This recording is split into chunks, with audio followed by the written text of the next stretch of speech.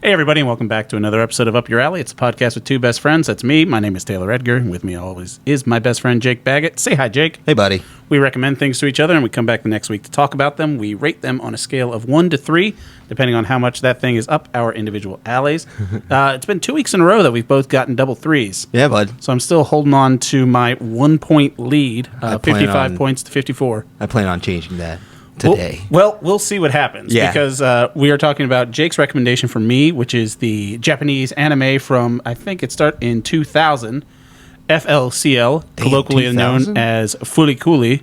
Yeah. And Jake is talking about my recommendation for him, which is the 2023 album Artificial Birth by band Salsa Windfall, now available on Spotify and YouTube Music, we found out. Anywhere you stream stuff, you can listen to Salsa Windfall. Yeah. So we're going to be getting into that. First, we're going to catch up a little bit. So, full disclosure, we talked last week in depth about how angry we were at Rockstar Games. Yeah. For charging $50 for a Xbox 360 port, essentially, of the first Red Dead Redemption. Yes, sir. That's exactly what we did. Thursday morning. It was a long conversation that we had. It was one of our longer intros, for sure. Thursday morning, I sent Jake a picture of my TV downloading the game. And it just said, I disgust myself. To which Jake replied with a picture of his TV downloading the game. Say, me too, brother. So after all our big talk, we ended up both buying the game. We both knew that was going to happen. And I'm playing it, and it's beautiful. It's just as great as I remember playing it way back when. So I jumped straight into Undead Nightmare. Oh, for real? Yeah. You know what I've been doing? What's that? Poker. I would go to all towns, and I would win every game of poker. So... I'm not going to cheat. It goes... First of all, I don't regret buying it. Yeah. I beat the story of Undead Nightmare, and I really think I have a good shot of making Red Dead... I think I'm going to make Red Dead 1 my third platinum trophy. Yeah, I'm going to platinum this game. Yeah. I think that's going to be platinum number 3 for me. I'm going to be sad when I actually look at the trophy list and realize that winning poker in every town is not a trophy. It's not a thing, no. That's ridiculous. It's so much fun.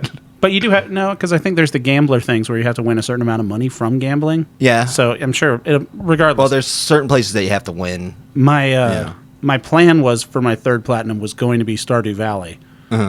But it's a lot. Yeah. It's a lot going into Stardew Valley. It's a wonderful game, but that thing is tightly packed, so dense. I guess what we learned over the past week is they know what they're doing. They know what they're doing. They know what they're doing. They're like, yeah, it's $50. Suck it. Yeah. You're just going to pay. Here's your slop, you stupid man. And they were right. And I was Shut like, up thank and eat you. your slop. Yeah. Eat it, little pigs. And I was like, thanks. Yeah. They could have said, as soon as I put, accept, pay it out of my PayPal and everything, that a guy could have just popped up and said, I fucking knew it. Yeah. And I would have been like, yeah, you guys were right. Yeah. I fucking complained, but just PayPal just raising its eyebrows. Just, okay. It holds up. What can I say? It's a fantastic game. It hits me right back in the nostalgia. I love it more than Red Dead Redemption 2. You're wrong. No. I will say this. My biggest gripe going backwards was just while you're walking, collision. Really? Like, the collision detection with... I guess I'm used to like going through crowds and stuff like that. The thing... I had one glitch that I actually... It was the first thing I ever recorded from my PlayStation. You know, you could hit the little record button. Yeah, oh yeah. I wonder if I could pull it up on the PlayStation. So it's like one of the first missions with Bonnie McFarlane. Yeah. And you pull into town, and your objective just says, go to the doctor. Uh-huh. Right. You just have to walk into the doctor's office. I came at it from the side, and it just failed me. And it says, you failed to go to the doctor. And I'm like, I was heading there. You missed the door. It's not like I left. You died. It's not like I left. I was on his porch, and it just popped up, you failed to go to the doctor. You had too much cholera, and you didn't know it. If I can make that work, that might be our clip. And also, thank you to everyone listening who's been watching the clips on the Instagram and Facebooks and YouTube. Yeah, isn't that cool? It's kind of cool. You're getting good at editing, buddy. I'm not getting great at it, but I mean, it's getting good. It's moving in really the right fun. direction. Yeah, and it's nice little things. I had if you're listening and there's about 45 seconds of us being funny in a 1-hour podcast, send in what you think a clip should be, because that's how I got the other clips. One of our listeners, my brother-in-law, was just like, you should do this as the clip. Yeah, and I was like, all right, that's great. I did it. Well, that was a great clip too. And the most recent one, shout out to Jake, our episode last week of talking about Mystery Science Theater. Yes, sir. I had an absurd absurdly specific Mystery Science Theater quote, one joke from one episode of a 30-plus year TV show. Yes, sir. And I pulled it out. You pulled it out perfectly. And I typed in Final Sacrifice on YouTube. It's broken down. You watch the whole thing on YouTube. It's broken down in like 13 10-minute chunks. I think it was uploaded back when YouTube still had the limit. Yeah, you can. I don't want to give away the game, but I'll tell you later after the podcast if you still want to. I don't watch MST3K. How to watch it full episodes.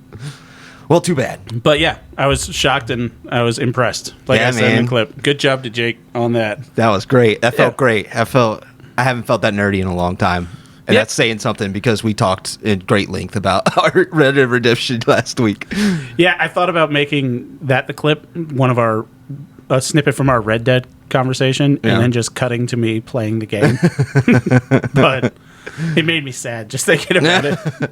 I'm happy to have it. Yeah, I am too. That's the whole thing. I guess they know what they were doing. Yeah. But yeah, it's fine. Yeah. That and right next to Jake that not everyone can see is the new snake trap. Yeah.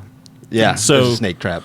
Longtime listeners of the show will remember that I found a snake skin down here in the recording studio / basement. Mm-hmm. That's true. When I took my trip to Florida, good length to it as well. It was about a 3.5 foot snake. Mm-hmm. So I found it, and I had assumed that it had been in the basement for a while because it was just right before we started the show that I actually moved stuff around in here.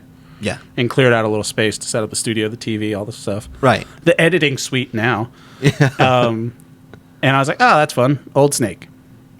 Yeah. And then when I went to Florida, there was another snake here.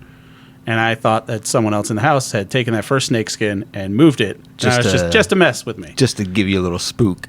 And after I asked, I was like, why'd you put the snake there? They're like, oh, I didn't do that. Yeah. And I was like, okay. Thinking about it now, it's like, that's a lot to go through.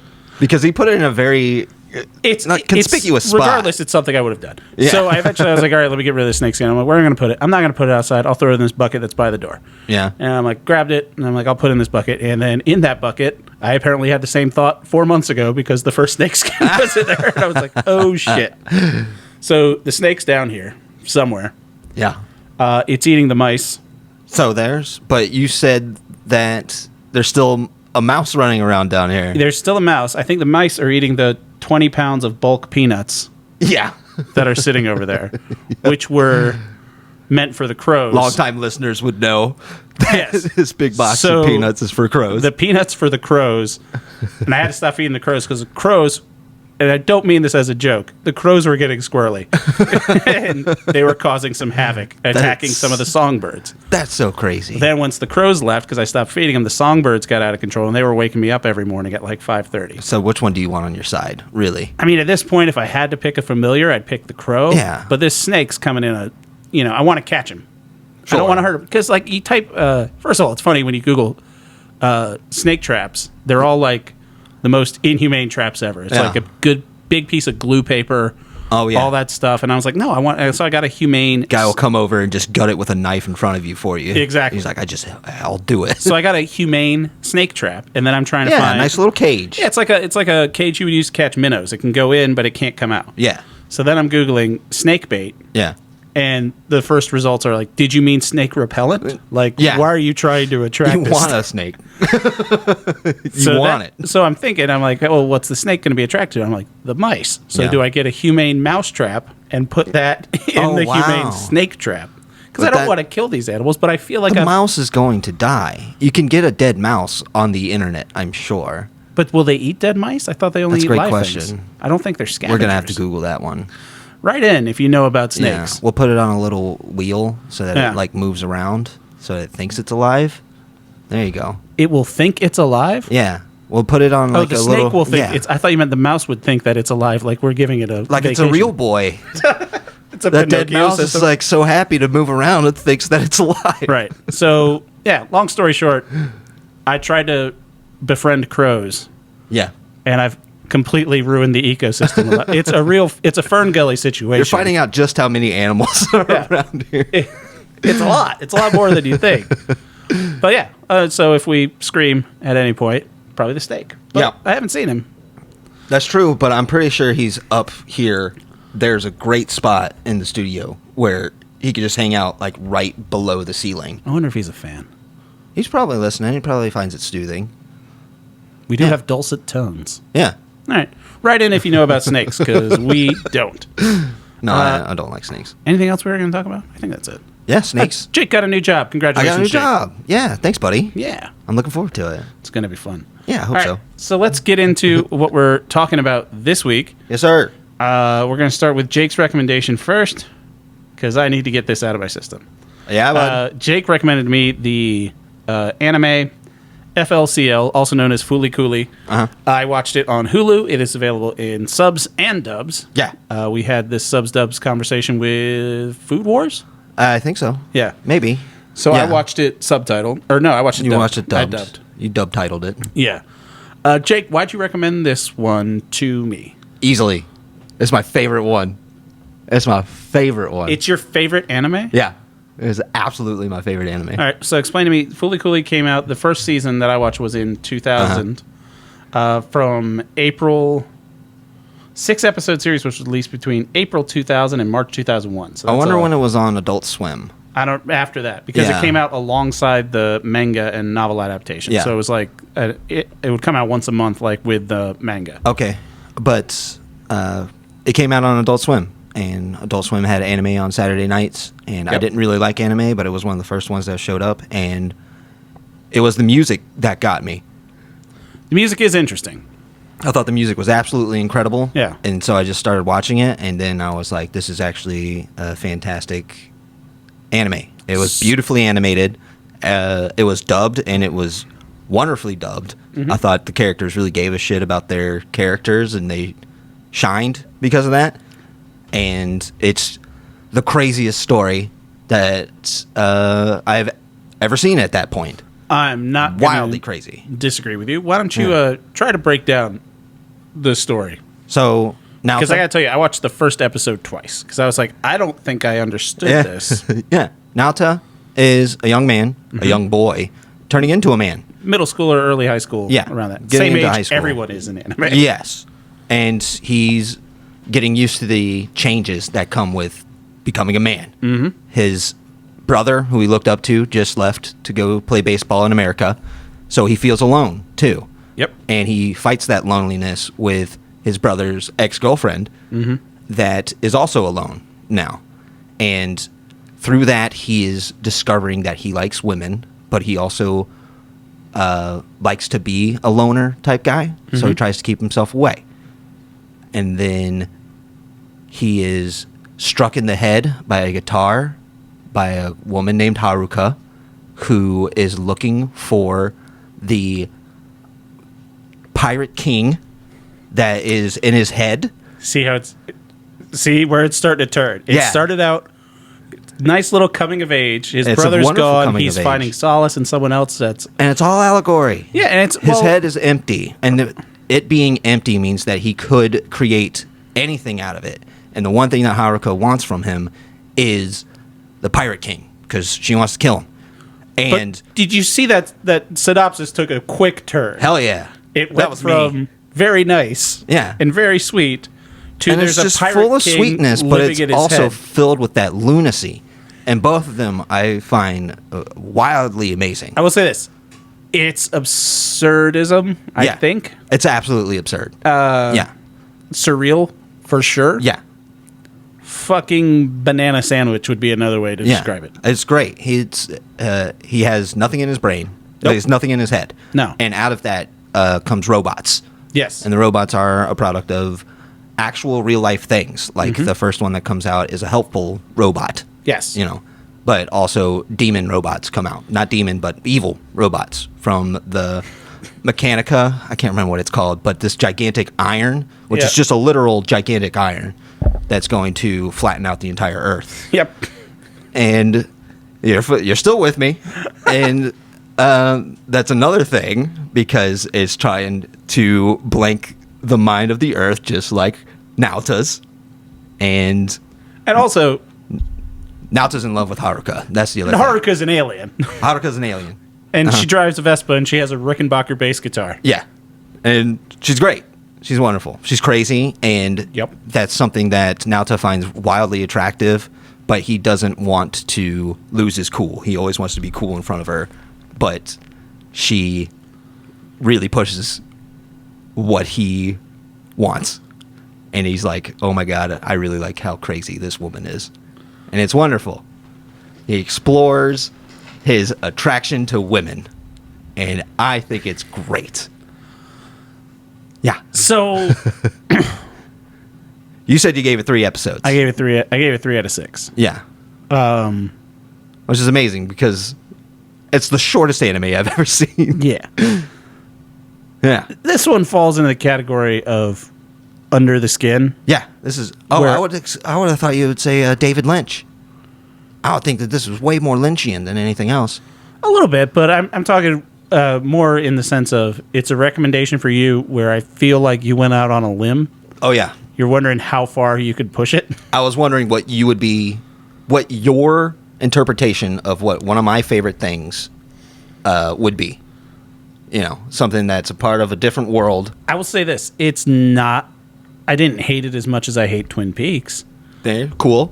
So slightly better than Twin Peaks. Yeah. But this just did not grab me. Yeah. And that's fine. I felt like... I will say in its... Not in its defense. I'm not defending it. But... something about it. Yeah, to its credit. There. The... animation, it was taking big swings, and I did have to check when it came out. Yeah, because it did have a thing where it seemed like it seemed more modern. It didn't seem like it was 20 years old. Yeah, like I started watching Dragon Ball Z probably around the time that this came out. Yeah, that's why like 2000 sounds wild. Even though Dragon Ball Z was originally 90s or late 80s, early 90s, but it did was unique. Yeah. I mean, there are whole times where the animation style switched completely. Like, it kind of did, I think it was the second episode, where he's back with his dad and his horny grandpa. Yeah. Because the hot alien lady, she's in. She's their living maid now. Yeah, living maid. That's another thing we could talk about later. It goes in the whole animation style, turns into almost like a motion comic. Yeah. Where it's like pages of the manga. I'm assuming that's what pages of the manga, because it's vertical and black and white. Yeah. And that was like vague or like mildly animated, where the expressions and stuff, and it hits all the anime tropes and all that stuff. It did seem to me like my first thought was, this is like, you ever see like the articles online where it's just like, we made an AI watch every episode of Frasier. Yeah. And then this is what it came up with. Yeah. It's like, if you had told me we made an AI sit down and watch every anime. Yeah. And this is what it came up with. I would 100% believe that this was just an amalgamation of everything this is in anime. Yeah. I don't know. It's thrown together like a freaking crawfish boil. And then you're just seeing what happens. A little bit, I suppose. You didn't even get to see when they animated it as South Park. They animated it as South Park? Yeah, they do a South Park little. No, I did not. I did not get to see it. That was a little too much for me. Very cute, but it hits some of the anime notes that I really don't like the over sexualization. Sure. Like the creepiness, because when the fan service type stuff. Well, when she moves in with the kid and his dad and his horny grandpa, his dad's just like, "Oh my God, I'm in love with her." Yeah, and it shows him, and he's got the big teardrop above his head, and she's bending over and getting something. You're just like, all right, that's. I'm not. Sexuality is a thing in this, though. I understand, but it's a theme of it. It's just one of those things where, I know that's a trope of the anime, but it's just one of those things where it immediately I'm just like, all right, come on. Food Wars was kind of the same way, where I'm just like, all right. Food Wars is just straight up fan service. It's just like Food Wars is very strange. You want to see boobs, and this food is so good that boobs show up. Yeah, that's pretty fun. Yes, I love that stuff. But also, this one is a sexy with a purpose, and that's what I enjoy about it. And then you mentioned the music. First of all, I don't think this has a purpose at all. It does. The music was weird. Yeah, just because it seemed, I don't know. It's just one of those things where if you listen to the soundtrack, you wouldn't picture this if you didn't know this is what it's definitely. from. It had kind of like almost like a There were songs that were. I'm pretty sure that they were just songs. and I'm the songs probably were, wrong about that. The songs were like going through, and it was like set to montage. It was like a friggin' like Soul Asylum video from like the mid '90s, where it's like kind of just like playing music with vaguely related things going on. Yeah, yeah. And it just seemed like a music video for. I think I get what you're putting down. Yeah, it seemed like it didn't fit, but they somehow wedged it in, so it worked. Okay. But I'm just saying, if you just heard this music, you wouldn't say, "Oh, this is from an anime." Yeah. that could be because I'm listening to. Well, the Pillows are a American legit band. Yeah. So, Yeah. like, they have albums that aren't associated with FLCL, and they sound exactly the same. Is it FLCL or is it Fooly Cooly? I call it FLCL. Other people call it Fooly Cooly? Fulikuli. Yeah. What is Some that? people call it Furikuri. What? Okay. Yeah. It's a bit much. Apparently, this also did come out on Dark Horse Comics was responsible for putting it out in the United States, and then it had 3 novels came out, and then it came back for. Let me see if And it has a sequel season that I have yet to watch. 2 sequels. Yeah. And I'm interested in that. Yeah. But I've just been waiting on it. Yeah. Because it's been a while since I've dove into this, and I don't know if they could do a second season of something like this. I don't think they did a first season. Yeah, it's one of those things where I can see the merit in it. Yeah. But Definitely not up your alley. It's fucking weird. It's fucking weird. I love how weird it is. I like my anime pretty. You like your slice of life. Vanilla. You like your fruits basket. You'll like your cute little I like my anime girl my drama. I like my giant robots, and I like my that makes Super sense. Saiyans and stuff like that. I forgot that's a thing. Yeah. Anime. Like the anime I grew up on was literally Toonami on Cartoon Network. It was Dragon Ball Z followed by Gundam Wing. Yeah. And then you had Sailor Moon before that, but I never got into Sailor Moon. I watched Sailor Moon more than I watched any of those other two. Yeah. And then in between was Reboot, and I loved Reboot. Always Reboot. Reboot was so great for me as a kid. Reboot Does not hold up. Nah. Sadly. That's all right. Yeah, I think it was there for when I needed it, and not give it credit. That weird kind of CGI, it doesn't hold up as well as actual animation. There's just like that little gap where, remember, you know how like Jurassic Park still looks great, but like Scorpion King looks like dog shit. Yeah, Reboot's in that dog shit era where you're like, oh, we can do this. It's like, yeah, not yet. Like you're not using it right. Give it a couple years, and then they'll know how to do it. I think Reboot had a reboot as well. Reboot did reboot, and I didn't watch that. A lot of reboots are coming out. Yeah, of course. There's a trailer out for a Good Burger 2. You just hurt me. Why? Why not? Let things lie. Let things lie where they are. Kenan Thompson has appeared in more Saturday Night Live skits than anyone else. I don't care for Kenan Thompson. Why don't you like Kenan Thompson? Way. The only reason I would watch Good Burger 2 because I'm going to make you watch it now? Because Kel Mitchell is in it. So you were Kel over Kenan, huh? Always. He's so much funnier. I was always the Kenan guy. I can't believe it. Kenan was the straight man. It was the opposite of Spade and Farley. He was the big guy was the straight man, and I liked that because not every big guy had to be Chris Farley. I still remember the opening joke in Good Burger, which is the alarm's going off in Kel's place, and he gets up and he turns it off and he goes, "Whoa, a clock!" That's a straight up good joke. Recall for stupid jokes clearly that's a good joke. Is beyond my own since you pulled out a Mystery Science Theater thing. I don't know. These things stick to me. So, at the end of the day, Fooly Cooley's getting a 1 from me. I can understand. Yes. But you can see this is one of my favorites. No. I completely get why you like it. Yeah, right? Yeah. It's great. It's definitely something for you. Yeah. Which, at this point, I'm going to keep showing you so much anime that for Christmas, you'll get me like the perfect poster. You'll find something that's anime, and you're going to be like, I could get that for Jake, and he'll be very happy. I'm still looking for something that's you don't know about, but I would hate. Like, if I had found this and you had no idea what it was, I would have recommended it to you. And I would have gotten a 3. Yes. Yeah. Yeah, just one of those. I feel like we might have another one of those coming up. Oh, I'm excited. Yeah. But yeah, so I got a 3 coming up from you. Just a little stinger for you. Oh, really? For our recommendation. Oh, yeah.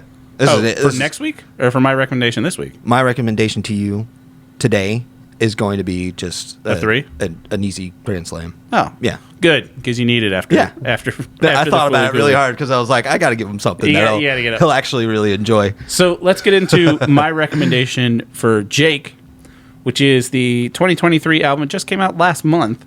By Salsa Windfall. Artificial Birth. I haven't even checked. Did they make any other albums? They had one a couple of years ago. Oh, for real? Yeah, it was like 2017 they had one. Cool. So I recommended this to you because I think listening to it, I really enjoyed the music. Did you watch the music video I sent you? Yes. For their song Mouth On. Put your money where my mouth is. Put your mouth on my money. Yeah, It's a little joke because you're not putting your money where your mouth is. Yeah. It's a way to say kiss my ass. Put your mouth where my money is. Yeah. It's fucking clever. So that's You want another strange pool? That music video, the guy that's dancing and lip syncing to it, that guy is on Kroll Show. Yeah. For Oh Hello's Too Much Tuna. Yeah. The spy prank show. Yeah. He was being pranked, but he tries to eat the tuna sandwich. Yeah. You knew that already? Yeah. You don't even watch Kroll Show. I watched Kroll Show. You did not. I don't think... What is that guy's name? Hold on. I don't know what his name is. Jeffrey Gurian is the guy's name. But I'm pretty sure that was a good pool. Yeah. Mm-hmm. So you didn't look into Salsa Windfall at all? No, I just listened to this album. So I got you. What do you mean you got me? You got me with Did what? you look with who is in Salsa Windfall? No. Salsa Windfall. It got Ben Affleck. No. Salsa Windfall is the side project of comedian, podcaster, and restaurateur Joe DeRosa. Joe DeRosa. Joe DeRosa was a writer. I first found out about Joe DeRosa. He's the other guy in that music video. He was a writer on, I think he might have been the head writer on the Pete Holmes Show. Yeah. He did a lot of sketches with Pete Holmes. He has a podcast now called Taste Buds. Another one of the podcasts that influenced me wanting to do that with in his co-host in that is star of the Impractical Jokers, Sal Vulcano. I like Sal Vulcano. He's one of the most charismatic people on the planet. That's very true. Joe DeRosa also owns a sandwich shop in New York City. Cool. And he's always just been one of these people that, with how much I'm into like the comedy world as a listener and going back and stuff like that. Yeah. He's always been one of those guys that everyone had a story about. Like one time Joe DeRosa did this. One time Joe DeRosa... Like wild things? Not wild things, but he also funny. Is a very... He's perfect on the podcast Taste Buds with Sal because he's an incredibly specific complainer. And he can get very upset. The whole premise of Taste Buds is they argue things like McDonald's versus Burger King. And that can be fun. It gets heated. And he's fantastic. So I heard about this album from them, from the podcast. They said, album's coming out, band Salsa Windfall. Mm-hmm. And I was like, I got to listen to this. Yeah. And it's so well written by someone with a comedic mind. Yeah. And also a musical talent. And I just love when people do other things. Sure. Like when someone who... They explore their... creative, right? Especially because he's not, going on. Well, he might be going on tour with this, but he has a comedy special, a one-man show that's supposed to be coming out, or he's going on tour with it, and I really want to see it when it comes through because he's just incredibly talented, and this is just like a side thing. Yeah. And I listened to it, and I was just like, holy shit! Like, I think Jake would like this. Yeah. I think it's weird enough. I think it's well written. It's not. You could tell it's not slapped together, but it has a raw edge to it. I can understand. Like, not saying it sounds raw, like it sounds, shitty or anything like that. It's intentionally a raw, rough sound. Times New Viking type thing. Going back to Times New Viking. And also I think there's a little bit of Gorillaz in here, too. Okay. Where the melodies that would carry over throughout the songs and anything like that. My favorite songs in there, like we said, Mouth on My Money, I think is just a ridiculously good song, front to back. Very funny. You Buggin's a great one. Love, and... Baby Nasty and The Squiggle are some of my favorite tracks. Wow. It's a 19 tracks in 40 minutes. So all the songs move at a pretty good clip. They do. Some of the songs are just a couple seconds. Yeah. Yeah. So I wanted to get your info on this. Okay. And see how you found Salsa Windfall. So, Jake, what did you think of Salsa Windfall? So, I listened to it the first time. As soon as you recommended it to me, I was listening to it on the way home. And I thought it was, like, super annoying. Yeah. All these noises. Mm-hmm. And it was just, like...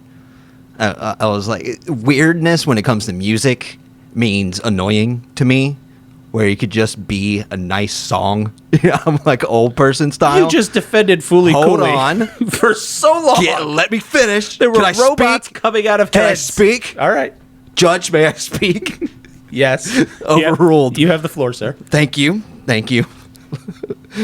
I listened to it a second time, and I thought it was absolutely incredible. Yes. I sat down, and I was like, oh, my God. When it got up to the Whole Step Bounce, which is my favorite song on there. It's a good one. And I've listened to that song multiple times because I think the lyrics are very fun and cool. I think the melody is so great and sweet. And then after that one is The Baby Nasty. The Baby Nasty. And that's just a really fun song. And it just keeps getting better and better from there. It builds and builds and builds. Until Mouth on My Money, where it's like, that's a really fun song. Did a really good job there. It's an objectively good song. Yeah. And this is an objectively good album. Yes. And so you didn't even know the side thing about me recommending it because of Joe DeRosa. No, I don't. Joe DeRosa had this bit. Did you ever watch the old Pete Holmes show? Yeah. So you remember the character New Material Seinfeld, where it was a puppet doing fake Seinfeld jokes to Pete Holmes? That's Joe DeRosa being the puppet. Oh, okay. He wrote New Material Seinfeld. If he's hanging out with Pete Holmes, then he's got to be a good guy. He is. You know. But for all intents and purposes, Joe DeRosa is a great person. His name doesn't ring a bell, is the thing. Well, that's the other thing, is he's one of those guys where if you don't know... A comedian's comedian. He's definitely a comedian's comedian. He's just hilarious in everything that he does. He has that great comedic mind that I really respond to, which is someone who just so deep down knows that whatever they're doing is right and everyone else might be stupid, but they have a funny way of telling people why they're wrong, which is such a fine tightrope to walk, and he does it better than most other people I've ever heard. Okay. And then he puts this out, which is, it's a tongue-in-cheek album, but you wouldn't say it's a comedy album. There's jokes, songs in there. It's like The Steak, After the Steak, whatever that song is. Deep Dish. Yeah. And that's, pull off your pants now, Benova, show me a steak. That's it being silly. It's silly kind of in the way like a Flaming Lips would be, or a Neutral Milk Hotel, where it could just be kind of like absurdish lyrics, but done earnestly. Yeah. And I think it has a very singular vision, and it's just like, this is what this guy did. Yeah. And it's just something completely different from someone that you wouldn't expect. There's great music involved, the instruments and the synths. There's like a horror synth in one of the songs that I find so incredible to implement into a song. Yeah. And I've listened to it, the whole album 3 times now. Really? I listen to the Whole Step Bounce like periodically whenever I'm just like, I gotta listen to that song. I find it really awesome. I was walking around the grocery store the other day, and I had my Raycon wireless earbuds. You can use the promo code up your alley at rayconwireless.com. It doesn't work. And I was listening to it, and Mouth on My Money just popped into my, I just pressed the Spotify DJ, and it's like, here's some songs you've been listening to. And that popped in, walking through the grocery store, and it puts a little walk in. Yeah. You know what I mean? It's got a great little beat to it. Bobbing around to it. It's fantastic. It's a great choice for a single and for a music video. The music video is absurd, too. That music video is fun. Yeah. The music video is just a silly man dancing and lip syncing in a office conference room environment. Yeah. To another man. Yeah. And that's kind of funny. So he also does have a couple stand-up comedy specials, which... Like they're on streaming? Yes. Oh, okay. I already forgot his name. Nick DePalma, Joe DeRosa. Joe DeRosa. He's been on a couple great things with like Comedy Central specials. I'm trying to find the name of his stand-up specials. I miss Comedy Central doing Comedy Central Presents. I don't. Really? Yeah. That's how I found Mitch Hedberg. Well, I mean, back when it was the only game in town, sure. It did it served its purpose. But I think now with so many comics have just put out specials just on YouTube that if it was in Comedy Central, it would have gotten noted to death, and they wouldn't have been able to put out their vision. Like comedian Joe List just put one out last week, and then the week before that, another comedian, Matt McCusker, put one out. It's almost like every other week at least. My algorithm doesn't show me like comedy. Well, I'm trying to mess up your algorithm, man. go ahead and send me some more YouTube stand-up. Yeah. And I'll watch it. I love Tim Heidecker's stand-up. I should show you that. I should probably recommend you that. Yeah. Yeah, I think it's fantastic. So is Salsa Windfall getting a 3. A 3? Absolutely a 3. Nice. I can listen to this over and over again. Perfect. Yeah. We recommend it to people? Yes. Yes. There's somebody that I'm like 90% sure she's going to love it. Really? I can't wait to share it with her. Nice. Yeah. Because I haven't, like, this and Wet Leg are like my favorite albums that you've showed me so far. Yeah, Wet Leg's great. Yeah. There's a new one. There's one I have on deck. It's a band that I've heard. They only have the single out for their album. I think they have 2 singles out. But when the full album comes out, I'm recommending it to you because it's my new Wet Leg. Oh, okay. That I really like. And they've got a Man. great name that I don't want to spoil it. But Okay. love a good band name. Salsa my- Windfall is a great band name. You're my music guy now. You're my shitty anime guy. Damn right. God damn it. All right. Well, yeah, it's going to be a little shorter episode this week, but that's fine. We've been doing long episodes. Okay. Yeah. Yeah. We should have talked about more Red Dead Redemption. Do you want to just talk about Red Dead Yep, Redemption? I'm happy you asked. So, Red Dead Redemption 2 has something that I missed from Red Dead Redemption 1, which is when I'm running to someplace and I whistle for my horse, and Red Dead Redemption, your horse runs right up next to you, so you can just press triangle and up you go. Red Dead Redemption 2, no. You can't do that. It doesn't do that. And sometimes the horse walks away from you, and then you get very mad at it. Because you have to bond with your horse. I'm bonded with my horse. Of course I've Are bonded. you, though? I've played this game for over 40 hours. Of course I have. And it still does this bullshit to me. Also, let's keep moving. Okay. When you push the analog stick forward, he walks. If you just hold X, he runs. Yeah. You can let go of the analog stick. Now he's driving like a car. That's wonderful. And I can't believe they got rid of that. Is that different in the 2 games? Yes. I don't. RDR2, you have to hold forward and press X to run. Like what's normal now, but I like just holding X. I thought that was a great quality of life thing. That. I'm a tapper. Like I'll tap X. I mean, I'm sprinting everywhere. I like to try and role play a little bit because but the role playing for me is easier in RDR2. I think it's more meticulous. Yeah. And more just like nitpicky with it, where like the skinning animation in Red Dead Redemption is quicker. It still takes time, and the larger the animal, the longer the skinning takes. But it doesn't feel like a goddamn slog when it's time to skin something. The hunting is just shooting an animal with a gun instead of making sure that your scent isn't going towards it, that you have the proper ammo, and you're in the right. Well, you got to be in the right spot. But and it's a 3-star animal. It's not a 1 or 2-star animal. Yes. And you also have to have the right kind of ammunition out of the right kind of gun. It's just way too much. Shoot it in the right spot. It's way too much. You don't. If it's good for somebody, that's great. But it's just way too much for me. Red Dead Redemption is the greatest amount of content that you feel like dealing with, that I like to deal with. I will say that's one of the perks, because like I said, I have no interest in platinuming RDR2 because I hear it's a fucking, like you said, it's a slog. Yeah. But it's still a great game. I still love RDR2. Yes. But Red Dead Redemption is amazing. I think it's just because I found it easier to get kind of lost in 2. And I agree. Yeah. That it's fun. Like I said last week, how the map for 1 is in 2. Uh-huh. It's not. I don't have anything to back this up, but it's not a 1-for-1. No. It's like no, not at all. The map's bigger, even though it's the same layout, but it like takes you more time to go. You're not traveling as fast, or something like that. Maybe something like that, because it's a little more arcadey. Yes. And that's like what I liked about Grand Theft Auto 5 over Grand Theft Auto 4 is that it decided to be a little more arcadey. It gave you an arcadey car to drive around instead of these slow lumbering. You have to hit the brake to turn hard. Yeah. Where this game, Grand Theft Auto 5, is like, yeah, you drift that bitch and then you just fly. Yeah, they did give you that in like 4. You would, it was, set, was just in New York City. You would get stuck in traffic. But 4 was far more about role playing. But it was, and I love that game.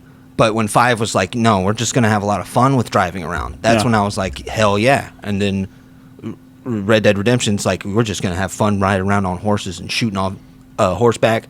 And then in RDR2, it's like, if you run into a tree with a horse really hard, you're going to go flying, and sometimes you're going to die. And I'm like, that's very frustrating for a guy like me. I'll say this might end our friendship. Let's do it. Arthur's better than John. See, that's where I absolutely disagree. Arthur is better than John. I like John too. I think John is a fantastic protagonist in the first one because he is somebody who literally wants redemption instead of just right at the end where he's like, hold on, before I die. Yeah. I want to make sure that John, who I haven't interacted with for a long time, is happy. But two wasn't about Arthur's redemption. It was about him redeeming John. So John can have a life. John redeemed himself in John's a Red Dead fucking Redemption. moron. He listens to people tell him how like awful his lifestyle is. And how it's like, you made money killing people. And he's like, yeah, I made good money killing people. And he's like, and I don't want that life anymore. Yeah. He's like, I got a wife, I got a kid, I got a farm. And he's like, he's just taking it from Bonnie. The time when John shines, I think, and even though it's not fucking canon or whatever, but like I said, I replayed Undead Nightmare. Undead Nightmare is fantastic. I forgot that towards the end, in Undead Nightmare, I think you blow through the story in just a couple hours. Like, I was just running around, and I think it took me like 3-4 hours to beat the story in Undead Nightmare. Yeah. Plays really well. The zombie crowd stuff, it gets, it's hung up on the limitations of the system. Yeah. I really think that that's one of the reasons they didn't make an Undead Nightmare for Red Dead Redemption 2. Yeah. Because seeing how different Undead Nightmare plays from 1 with just how the AI interacts. And how arcadey it is. The AI, exactly, the arcadiness of it. The AI in 1, like the townsfolk and everything, it's not like 2. Like, you could follow people in 2. Yeah. For a long time. Like, they're putting away sheep and, they're doing shit, and then you follow them and they go inside and go to bed. Yeah. Lay down. And 1, it's more like you see them and they say, like, howdy, sir. Yeah. And then they just walk. And if you wait there for 10 minutes, they'll come back by and go, howdy, sir. I love it. And then you press circle and you just say howdy instead of having to hold your lock on, which mine's always L1, and then you hit left or right to say the antagonize them or greet them or whatever. Which is more meticulous than just pressing circle and saying howdy. I'm a cowboy. All I do is say howdy to everybody. You do say here howdy. Howdy. I'm glad you're enjoying 1. Thank you. Let's race to see who gets the platinum first. Oh my God, it's going to be you. It's on. Well, we'll see. I'll try. I don't know. Because I'm going to be on poker until that thing is done. Fair enough. I made it my personal quest. Do you play poker? No. Real life poker? I want to. I've played it a couple times. Yeah. I've been to Vegas. And it's enjoyable. Yeah. But I've never sat down with a group of friends and we all played poker. Yeah. I played a little bit in college, but that's when everybody was watching it on the ESPN. And dudes started watching Rounders and shit like that and thinking they could make a whole bunch of money. Oh, yeah. Yeah. Yeah. Red Dead 1 doesn't have fishing. No, it doesn't. And that's pretty bad because the fishing's really fun. I do like how they wrote that into 2. Like, one of the best retcons is that in RDR1, they didn't have the graphical capabilities or the gameplay capabilities to make you able to swim. Yeah. And because it would ruin things like you get to Mexico early and stuff like that. Yeah. So they wrote that into John's character in 2 that John can't swim. Yeah. And when you take back over for John, it's so well written. When you take over as John and you try and swim, you can't swim. His stamina just plummets. Did you say stamina? Stamina. Say it right. Go ahead. Stamina. Stamina. Stamina? Stamina. You said stamina. You knew what I meant. I did. And here we are. Well, you're the one that had for time. Stamina. Did I do it right? Nope. It's never going to change. It's all right. I can't say colloquially. And I want to so bad because I like that word. Colloquially? It's my own personal hell. You're taking colloquial. You're taking out a syllable. Go ahead. Colloquially. Colloquially. Because I just can't do it. Colloquially. I have to sit down and it feels like I'm bench pressing 500 pounds. It's never good when you have to like pause in a sentence to think about it. Or you'd be like, he's colloquially known as. I'm adding like 3 syllables out of nowhere. When I used to host trivia, one of my favorite words to throw in was titular. Yeah, the titular character. Just because it's fun to say. Like, it's one of those things like colloquialism, titular, eponymous. Yeah. One of those. It's a word that makes you sound smarter than you are. The titular line of a movie. Plus, titular says tit. That's always funny. The tittle. Yeah. They could have called it a tittle, and they didn't decide that. Yeah. All right. Let's get into what we're going to be getting into. If you have any recommendations for us, it took a fucking detour. I know. I was so That's what happens. I was at work for 11 hours today. You're jacked up on cowboy juice. Yeah. If you want to write into the show, you can at upyouralleypod@gmail.com. If you like the show, please leave us a review and 5 stars on whatever platform you're listening to this on. You can subscribe to us on YouTube to see all the shorts. You can follow us on Instagram. They're there too. And Threads. Follow us on Spotify. And I was listening to a podcast today with this guy, Sam Peterson. Great podcast. It's called Confessions, where it's just him and other comedians that read confessions from Reddit and make fun of the people. And it's a fucking great podcast. But he had something that he said in his podcast that made me think. He's like, if everyone tells one person, you've doubled our audience. And I was like, that's a good point. And the math checks out. So if everyone listening tells one other person to listen, you will double our audience. And then you make them listen. Yeah. Every person that listens, make them listen. That way we have double the audience. Mm-hmm. Because if you just tell somebody, they're not going to listen. And it's like a pyramid scheme eventually. Yes. You tell 3 people, and then they'll tell 3 people. Mm-hmm. There you go. That'll work. And we should also tell each other what we're going to be talking about next week. Let's do it, bud. Jake, what do you have recommended for me? I want you to watch a TV show. Okay. And it's on Max. We just call it Max now these days, the kids. Mm-hmm. And it's called How To with John Wilson. Have you heard of this show? I've seen it on my recommended thing. Yeah. I want you to watch How To with John Wilson. So tell me about it. Nathan Fielder produced it. Love Nathan Fielder. That's what I thought would be the one that grabs you. And John Wilson just records his whole life all the time. And he makes a story out of it. How to do something. So the first episode is this is season 3. Oh, where am I starting? Start with season 1. Start with season 1. Yes, sir. Okay. And the first episode is right out the gate, super funny and just so well made. This last season that he's on is the best one. Really? He's mastered the craft of what he's doing, which is so unique, and it's a shame that the show's stopping.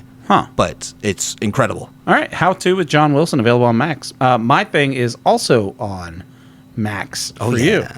So I gave you a little bit of a tease with this, where I said I will be recommending you something from a writer-director that you would never think I would recommend something from. Yeah. This is a film. It's a 2021 film that I watched written and directed by Eli Roth.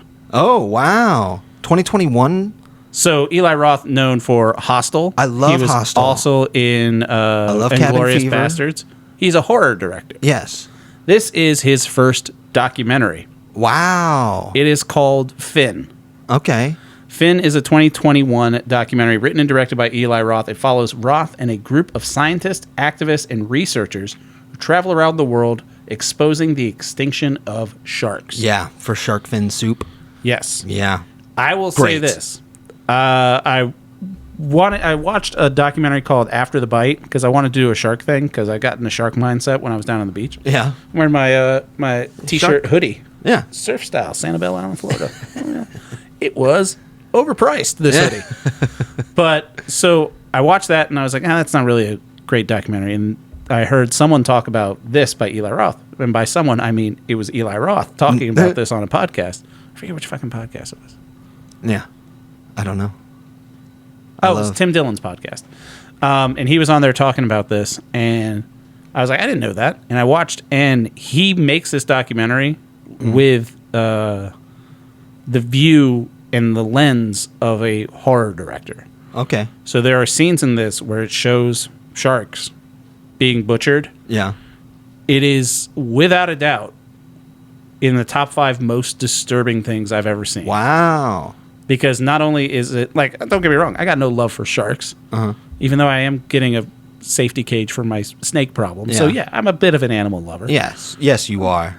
And the way it's shot with, like, the sharks and stuff, genuinely, deeply unsettling. Wow. Because it's not a horror movie where you're like, that guy's not really getting cut in half with a chainsaw. Yeah, where I'm laughing and having a good time. It's legit. Like, I had to pause it a couple times. This is going to make me sad. It ends with kind of a good message, and also it's one of the, you said it's about shark fin soup, and that is how it starts out. Yeah. And it does take a turn to really go against most big businesses that are profiting off of this, and they also go on a boat off the coast of Liberia where there are pirates, essentially, boats without flags that are killing sharks by the hundreds of millions. Oh, my God. And it gets to a point where Eli Roth's like, we need to get off. It's not safe for us here. Wow. So Eli Roth's a badass. Eli Roth makes fun movies. This is a horror movie documentary. Yeah. And Interesting. I think it'll change a lot of people's minds about sharks. It's also available on Max, and I can't recommend it enough unless if you have a weak stomach. Yeah, not for the faint of heart, I would say, huh? Oh, fuck, not for the faint of heart. Yeah. Okay.